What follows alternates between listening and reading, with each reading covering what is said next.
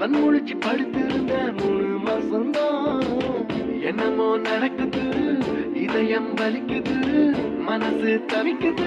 புன்னோடைய வார்த்தை சொல்ல போற, எப்போ சொல்ல போற, நீ எப்போ சொல்ல போற?